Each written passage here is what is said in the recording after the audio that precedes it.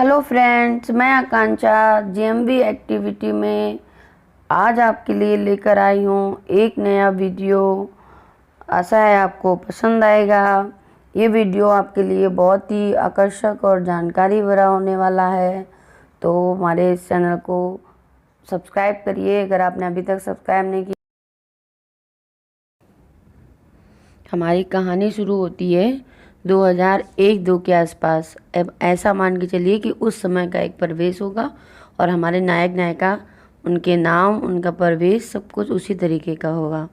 आप इस तरीके से इमेजिन करिए। तो आइए हमारे साथ इस सफ़र पर। हमारी जो नायिका है उसका नाम है पियाली और जो नायक है उसका नाम रहेगा सुदीप, जैसे मैंने वीडियो में भी मेंशन किया है। तो आइए सुनाते हैं। सर पर तौलिया बांधे और एक हाथ में धुले हुए कपड़ों की बाल्टी लिए प्याली छत पर पहुंची।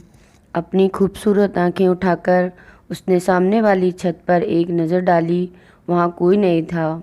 उसका मन बुझ सा गया। पिछले कुछ महीनों से यह उसकी आदत सी हो गई थी कि छत पर पहुँचते ही वह सामने वाली छत पर एक नज़र डाल कर देख लेती थी।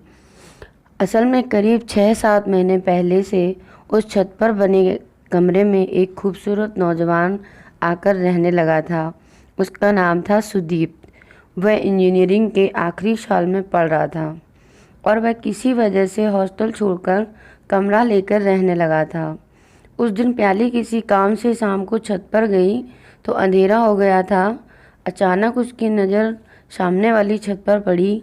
20-22 बरस के 3-4 लड़के छत पर नेट बांधकर 100-100 वाट के 2 बल्ब लगाकर बैडमिंटन खेल रहे थे। उनमें से सबसे स्मार्ट एक लड़के पर उसकी नज़र पड़ी और वह बस उसको देखती ही रह गई। इतना खूबसूरत लड़का उसके पड़ोस में रहता है और उसको पता भी नहीं था। प्याली मन में ही सोचने लगी, शायद अभी कुछ ही दिन पहले आया होगा। कितना स्मार्ट है, बिल्कुल फिल्मी हीरो की तरह। लेकिन यह है कौन, क्या करता है, यहाँ कब आया? वह उसके बारे में सब कुछ जानने को बेताब हो उठी। फिर अचानक ही उसका दिल हुआ कि वह लड़का भी उसकी ओर देखे। पता नहीं घमंड था उसमें या फिर वह अपने खेल में इतना मस्त था कि छत पर बल्ब की रोशनी में खड़ी होने के बावजूद उसने एक बार भी प्याली को नहीं देखा। प्याली की आंखों में अपमान के आंसू छलक आए। तभी माँ ने आवाज़ दे दी और प्याली ने जरा तेज़ ही आवाज़ में कहा, आई माँ। जाते जाते उसने मुड़कर फिर देखा। शायद उसकी तेज़ आवाज़ सुनकर उन लोगों का ध्यान खिंचे, लेकिन नहीं, किसी ने पलटकर नहीं देखा। ना देखे मेरी बला से, ऐसा कहकर प्याली खिसिया सी गई और उसको लगा कि वह लड़का उसे किसी चैलेंज से कम नहीं लगा। यूँ प्याली खुद भी कोई कम सुंदर नहीं थी। तीखी लंबी नाक, अधखुली सी आँखें, गोल चेहरा, लंबी गर्दन और कमर तक लंबे बाल। उसकी भी उम्र भी ऐसी थी, जबकि साधारण से साधारण शक्ल सूरत की लड़कियां भी बेहद प्यारी लगने लगती हैं। 17 साल ही तो पूरे किए हैं अभी उसने। स्कूल तो क्या, सारे पास पड़ोस में उसकी खूबसूरती की एक मिसाल थी। कोई उससे एक बार बात कर लेता तो बस उसी का होकर रह जाता था। लेकिन यह लड़का बड़ा अजीब था। अगले ही दिन शाम को वह अपने कमरे में खिड़की के पास बैठा पढ़ रहा था।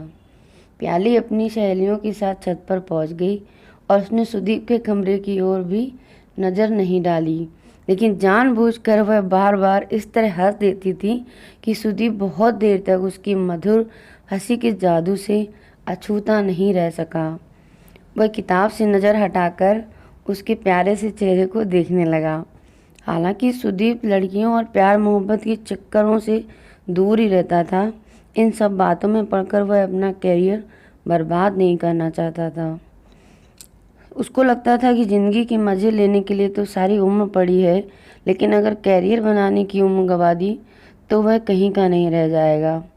लेकिन हकीकत में हमेशा वह नहीं होता है जो हम सोचते हैं। यही सुदीप के साथ भी हुआ।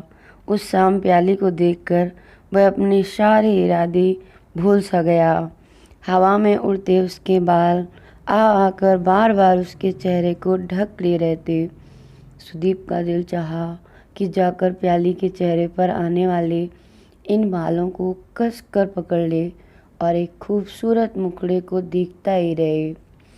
बेखुदी में वह उठा और जादू में बंधा सा छत की ओर बढ़ गया। उसे इस तरह अपनी छत की ओर आता देखकर प्याली की सहेली रिया ने उसे कोहनी मारकर धीरे से कहा, प्याली तेरा नया रोमियो।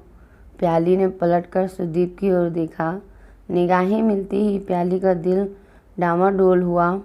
पल भर के लिए वह खो सी गई, लेकिन फिर तुरंत ही रिया की बाह थामकर वह अपने कमरे में चली गई। प्याली को जाता देख एक झटके से सुदीप बेखुदी के आलम से वापस आया। यूं बीच छत पर खुद को पाकर उसे अपने ऊपर बेहद शर्म आने लगी।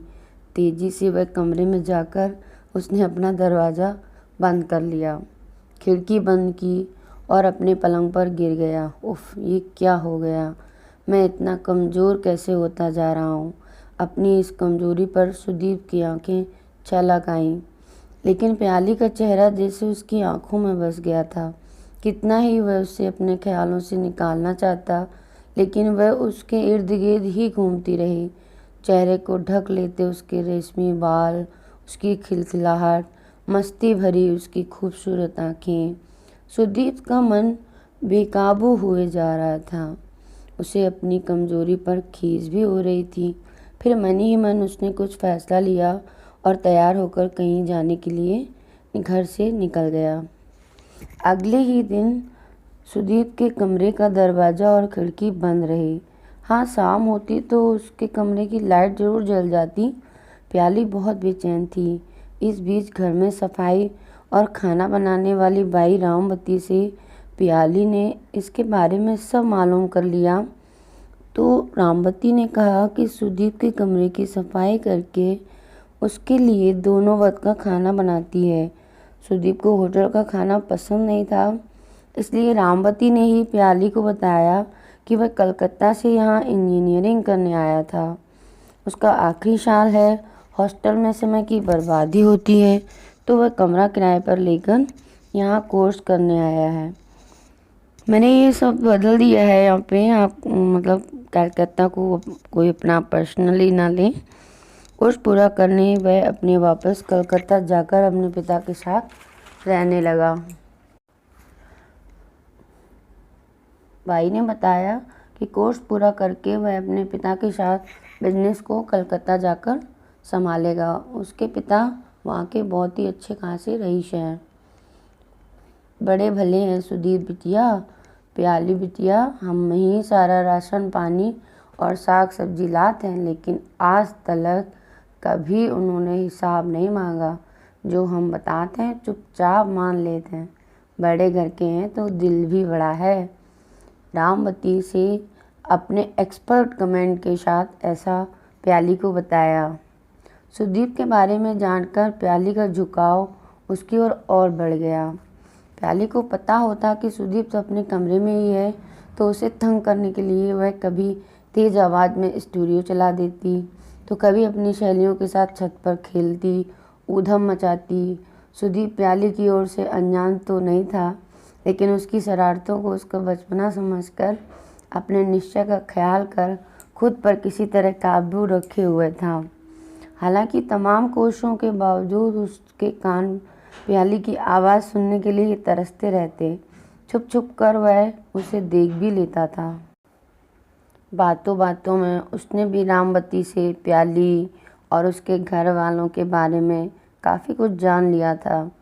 प्याली के पापा डॉक्टर थे और माँ एक स्कूल में टीचर थी। एक छोटा भाई था जो 8वीं क्लास में पढ़ता था। प्याली ने इसी साल कॉलेज में दाखिला लिया है। इसी लुका छुपी में 1 महीना बीत गया। उस दिन दोपहर को जब रामवती सुदीप का खाना बनाने पहुंची, तो सुदीप बिस्तर पर लेटा हुआ था। रामवती ने पूछ लिया, क्या बात है बिटवा, तबीयत ठीक नहीं है क्या?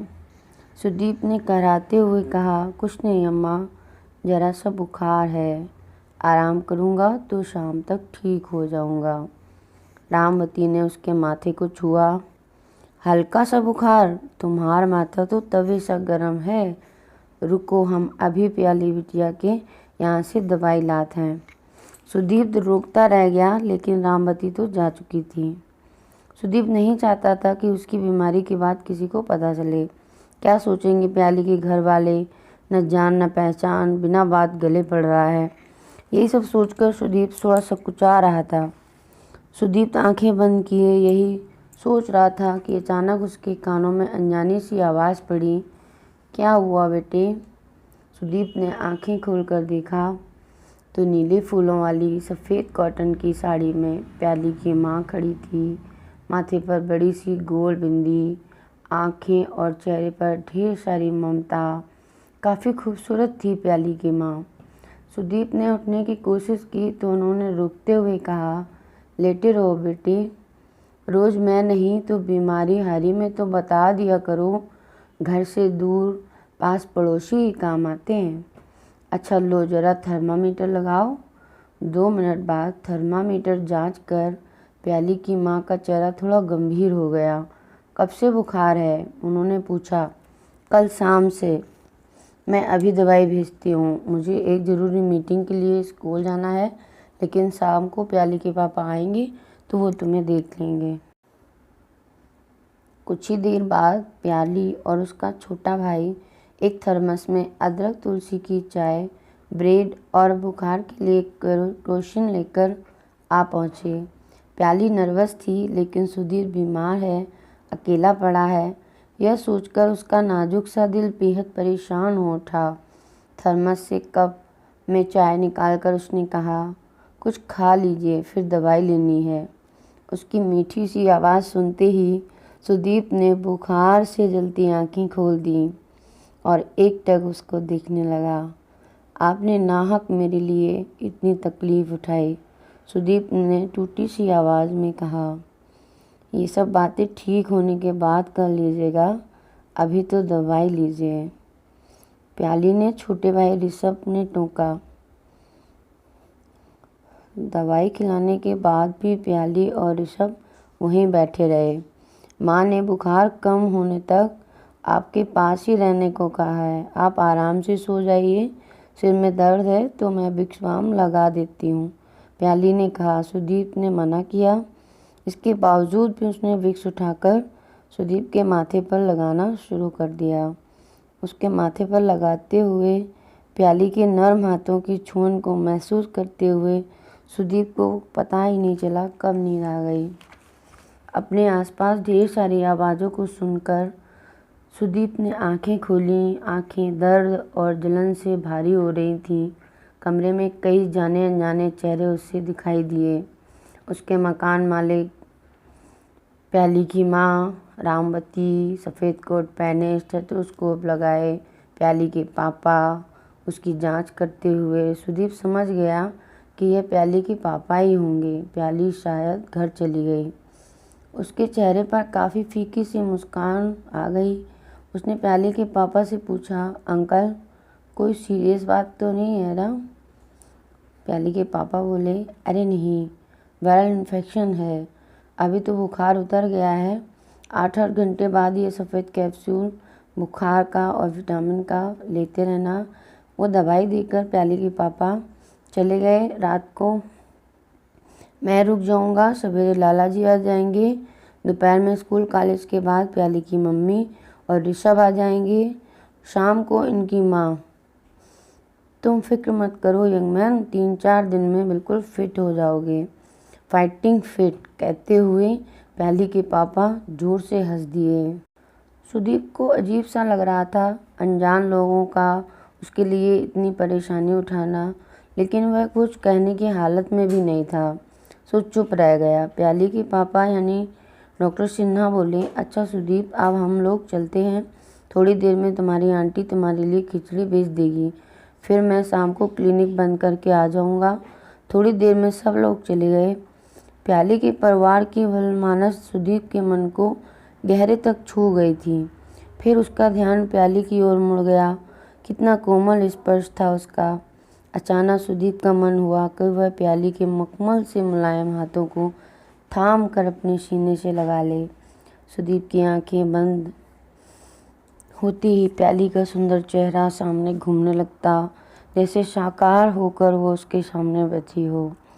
उसके बीमार देखकर कितनी ही उदास हो गई थी बेचारी। उसके होठों से बेसाख्ता निकल गया, तुम उदास क्यों होती हो? मैं बहुत जल्दी ठीक हो जाऊंगा, लेकिन मेरे ठीक होने के बाद मुझसे मिलने आओगी ना? वह मन ही मन ऐसा बड़बड़ा रहा था, तभी प्याली अंदर कमरे में आई। जी कुछ कह रहे हैं आप? प्याली की प्यारी सी आवाज़ सुनकर सुदीप चौंक गया और उसने आंखें खोल दी। अरे आप कब आई? मुझे पता ही नहीं चला। सुदीप बोला। मुझे लगा प्याली बोली, मुझे लगा आप सो गए हैं, इसलिए डिस्टर्ब नहीं किया। आपके लिए खिचड़ी लाई थी, अभी खाएंगे या बाद में? प्याली ने धीरे से पूछा। सुदीप एक टक प्याली के चेहरे को देख रहा था।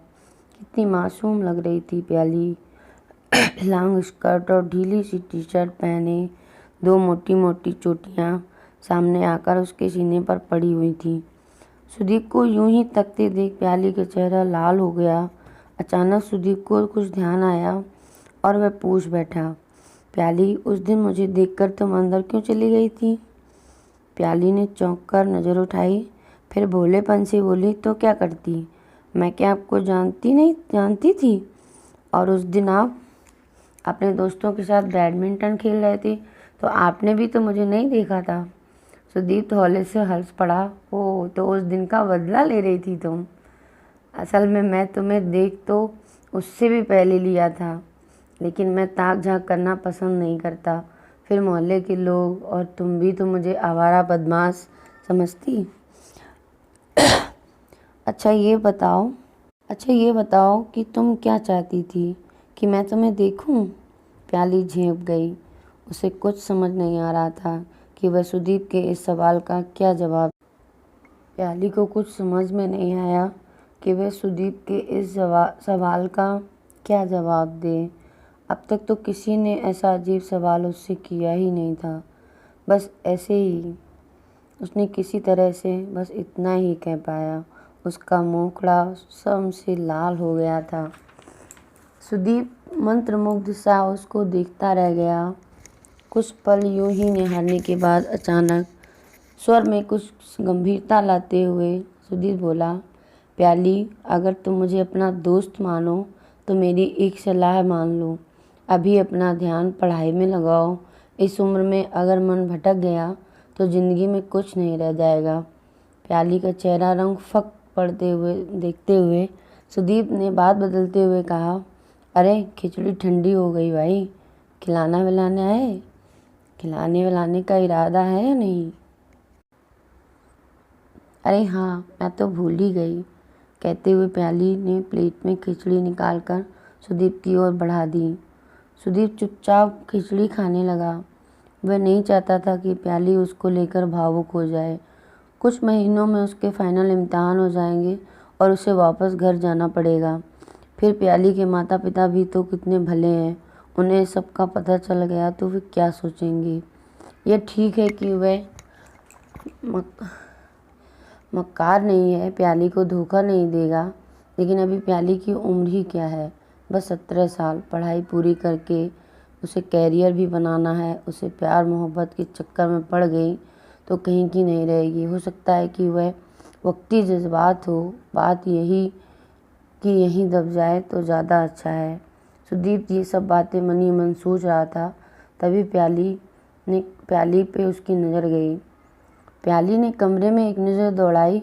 काफ़ी साफ़ सुथरा रखा था सुदीप ने अपना कमरा। स्टडी टेबल, कुछ किताबें खुली पड़ी थीं। शायद बुखार की तेज़ी में पढ़ते पढ़ते सुदीप उठ गया था। प्याली चुपचाप उसकी किताबों को बंद करके रखने लगी। खुली कॉपी पर पेंसिल से एक खूबसूरत सा स्केच बना हुआ था। स्केच के नीचे लिखा हुआ था, माय ड्रीम गर्ल। वह कुछ कहती तभी ऋषभ आ गया। थोड़ी ही देर में सुदीप के खिचड़ी खा चुकने के बाद प्याली और ऋषभ चले गए। दवाई खाने के बाद कुछ ही देर में सुदीप की भी आंख लग गई। रात को जब प्याली के पापा आए तो उसकी आंख खुली। डॉक्टर सिन्हा ने उसका माथा छुआ। बुखार तो कम है, अब कैसा लग रहा है यंग मैन? अब तो मैं काफ़ी ठीक हूँ अंकल। आपको यहाँ सोने में तकलीफ़ होगी, मेरे पास तो कुछ खास सामान भी नहीं है, सुदीप ने सकुचाते हुए कहा। तुम मेरी फिक्र मत करो, लगता है तुम्हें गाने का भी शौक़ है। एक कोने में रखे हुए गिटार पर नज़र डालते हुए प्याली के पापा ने कहा। शौक़ तो क्या है अंकल, बस ऐसे ही थोड़ा बहुत गुनगुना लेता हूँ। फिर तो मज़ा आ गया। ठीक हो जाओ, फिर हमारे यहाँ महफिल जमेगी। अच्छा, तुम्हारे घर पर कौन कौन है? प्याली के पापा ने सुदीप से पूछा। सुदीप बोला, माँ बाबा बस। तुम्हारे बाबा क्या करते हैं? डॉक्टर सिन्हा ने पूछा। आपने दास इंटरप्राइजेज का नाम सुना है?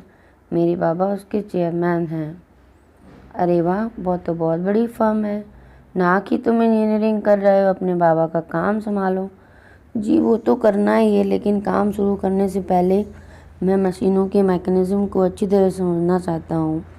ऐसा कहकर सुदीप ने अपनी बात को टाल दिया। ये तो ठीक ही कह रहे हो, नींद भरी आवाज़ में डॉक्टर सिन्हा ने कहा। अगले ही पल वो सो चुके थे। 3-4 दिन इसी तरह सब कुछ चलता रहा। सुदीप को कुछ समझ नहीं आ रहा था कि उसकी बातों का प्याली पर क्या असर हुआ। अब प्याली अकेले अकेले उसके कमरे में नहीं आती थी। जब आती थी तो उसका चेहरा बिल्कुल सपाट रहता था। वहीं ऋषभ और प्याली दोनों पढ़ाई और स्कूल कॉलेज के बारे में पूछताछ करते करते 1 महीना और बीत गया। प्याली ने आर्ट्स के विषय ले रखे थे। सुदीप ने एक दिन उससे पूछा, तुमने साइंस क्यों नहीं ली? क्या तुम अंकल की तरह डॉक्टर नहीं बनना चाहती? डॉक्टर तो मैं बनूंगा, दीदी तो यूनिवर्सिटी में प्रोफेसर बनना चाहती है। ऋषभ पटाख से बीच में बोल पड़ा। अच्छा भैया, ठीक होने के बाद आप मेरे साथ बैडमिंटन खेलेंगे? सुदीप बोला, हाँ भाई हाँ, क्यों नहीं। सुदीप ने ठीक होने के बाद सब कुछ पहले की तरह चलने लगा। कभी कभार सामने पड़ जाने पर सुदीप प्याली के मम्मी पापा से हालचाल पूछ लेता था, लेकिन घर जाने से वह बचता ही था। कभी छुट्टी के दिन छत पर होता तो प्याली और ऋषभ से हाय हेलो कर लेता। प्याली भी अब पहले की तरह बचकानी हरकतें नहीं करती थी। सुदीप को लगा कि प्याली वक्त रहते संभल गई है। उसकी यही सोच अपनी भावनाओं को समेटकर उसने अपना ध्यान पढ़ाई में लगा दिया। पर नियति को ये कुछ और ही मंजूर था, और प्याली के मन में क्या चल रहा था ये तो बस वही जानती थी। एक दिन अचानक दोपहर में प्याली धड़धड़ाते हुए उसके कमरे में दाखिल हुई। उसके दोनों हाथों में मेहंदी लगी हुई थी। उसने सुदीप से कहा, आज करवा चौथ है, मैंने आपके लिए व्रत रखा है। रात को जब चाँद निकलेगा तो मैं पूजा करूँगी, तो आप छत पर आ जाइएगा। कहकर वह उल्टे पांव वापस भाग गई। सुदीप हक्का बक्का रह गया। कुछ देर बाद तो वह संभला। उसका दिल जोर जोर से धड़क रहा था। वह धम से कुर्सी पर बैठ गया। ये कैसा बचपना है प्याली का, क्या करे वह, कैसे समझाए उसे। काफ़ी देर तक सुदीप यूं ही बैठा रहा, फिर उठकर कपड़े बदलकर सिन्हा की क्लिनिक की ओर चल पड़ा।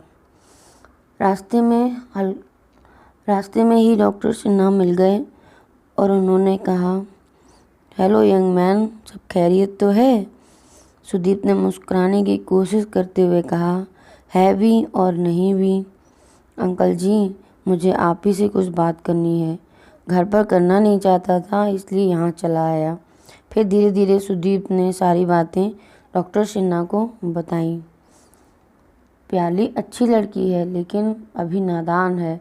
हो सकता है महज उम्र का आकर्षण ही हो। इसके अलावा अभी कम से कम 8 साल उसका ध्यान कैरियर से हटना नहीं चाहिए। सुदीप इतना कहकर चुप हो गया।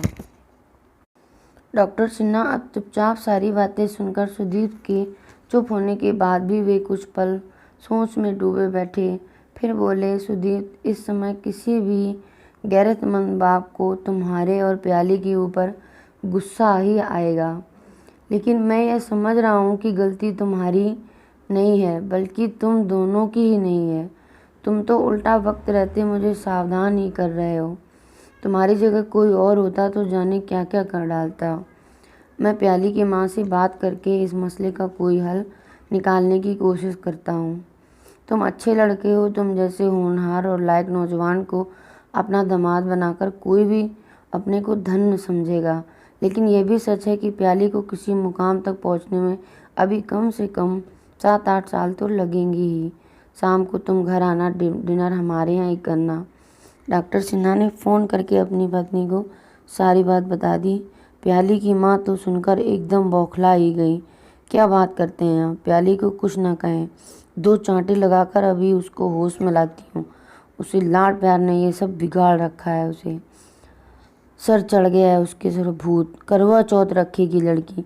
फिल्में देख देख कर दिमाग खराब हो गया है लड़की का। फिर सुदीप का क्या, बड़े घर का लड़का है, उसका क्या बिगड़ता है? कहते कहते प्याली की माँ फ़ोन पटक दिया और ज़ोर ज़ोर से रोने लगी। परेशान मत हो, सब ठीक हो जाएगा। प्याली समझदार है। मैं सुदीप से कहूँगा कि वह साफ साफ प्याली को अपने विषय में बता दे। 4-6 महीने में की तो बात है, फिर सुदीप चला ही जाएगा। उसके बाद हो सकता है प्याली उसको भूल जाए। अगर कुछ समय हम अपनी बेटी की मदद ना कर सकें तो फिर हम लोग किस लिए हैं? गुस्सा होने से, मारपीट करने से कोई मुसीबत का हल नहीं निकलेगा।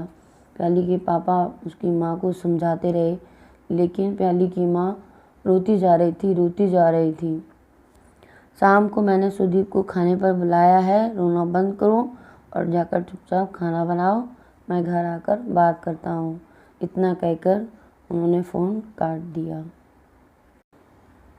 रात में जब क्षितिज से चौथ का चांद निकला, धीरे धीरे उठा, प्याली छत पर खड़ी बेसब्री से सुदीप का अपनी छत पर आने का इंतज़ार कर रही थी। उस दिन सुदीप की दोस्ताना सलाह उसे बुरी तो लगी थी, लेकिन मन में उसने ठान लिया था कि वह सुदीप को प्यार और पढ़ाई दोनों में अब भला कर दिखा देगी। हालांकि उसकी माँ करवा चौथ का व्रत नहीं करती थी, लेकिन वह सुदीप के लिए कुछ करना चाहती थी। चांद काफ़ी ऊपर उठ आया था, पर सुदीप का कहीं पता ना था। प्याली की आंखें भर आईं। पहली बार वह पूरा दिन भूखी प्यासी रही। सुदीप ने उसका इतना सा भी मान नहीं रखा। क्या सच में सुदीप तुझसे बिल्कुल प्यार नहीं करता? ऐसा सोचती हुई प्याली छत पर ही खड़ी रह गई। तभी किसी ने उसके कंधे पर हाथ रखा। चौंक कर जब प्याली पलटी, सामने सुदीप खड़ा था। चांद की पीली रोशनी में प्याली के गालों पर आंसू की बूंदें चमक उठी। सुदीप ने हौले से उसके आंसू पोंछ दिए और बहुत धीमे से बोला, तुम पागल हो, बिल्कुल पागल। प्याली मुड़ी और चांद की ओर मुँह करके हाथ जोड़कर प्रार्थना करने लगी।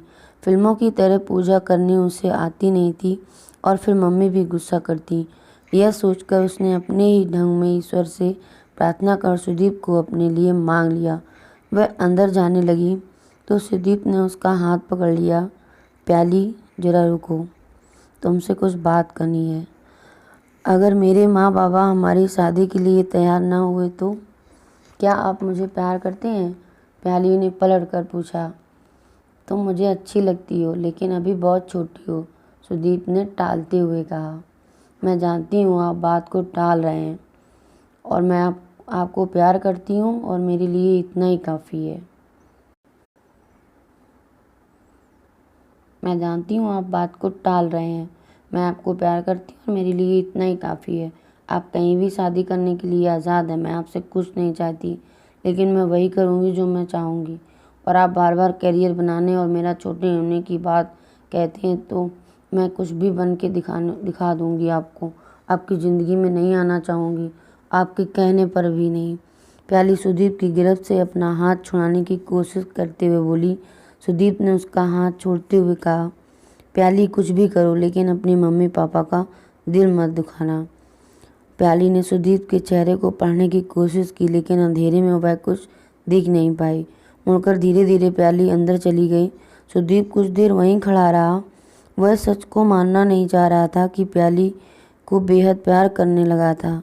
अपने माँ बाबा का चेहरा, प्याली की आंखें, आंसू से भरी उसकी आवाज़, उसके मम्मी पापा का फिक्रमंद चेहरा, सब उसकी नज़रों के सामने से घूम रहे थे।